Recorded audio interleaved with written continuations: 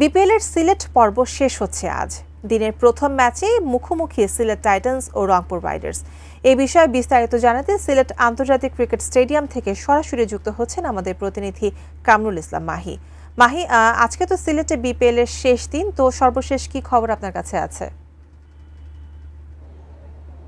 রমিতা, যেহেতু আজ বিপিএল এর সিলেট পর্বের শেষ হচ্ছে, তাই দর্শকদের মধ্যে দারুণ একটি উচ্ছ্বাস দেখা দিচ্ছে এবং আমরা দেখছি যে ব্যাচ শুরুর আগ থেকেই কিন্তু দর্শকরা মাঠে প্রবেশ করছেন। এবং যদি জানিয়ে রাখি যে আজকের যে প্রথম ম্যাচটি হচ্ছে, সেটিতে রংপুর রাইডার্স কিন্তু টসে জিতে রংপুরকে ব্যাটিংকে পাঠিয়েছে সিলেট, অর্থাৎ সিলেটের অধিনায়ক মেহেদী হাসান মিরাজ তিনি এই সিদ্ধান্ত নিয়েছেন। এবং এখনো পর্যন্ত আসলে 7 ম্যাচের 8 পয়েন্টে টেবিলের তৃতীয়তে রয়েছে মেহেদী হাসান মিরাজ, নুরুল হাসান সোহানের রংপুর, এবং এক ম্যাচ বেশি খেলেও কিন্তু সিলেট পয়েন্টের চতুর্থ অবস্থানে রয়েছে। এবং যদি আপনাকে রংপুরের একাদশ সম্পর্কে বলি, তাওহিদ হৃদয় এবং মাহমুদুল্লাহ রিয়াদ, নুরুল হাসান সোহানদের মতো ব্যাটসম্যানরা রয়েছেন। এবং সিলেটের একাদশেও কিন্তু রয়েছেন মঈন আলীর মতো ব্যাটার রয়েছেন, মেহেদী হাসান মিরাজ, নাসুম, রুহেল থেকে নিয়ে এরকম ব্যাটারটা রয়েছেন। এবং সিলেটের যেহেতু আজ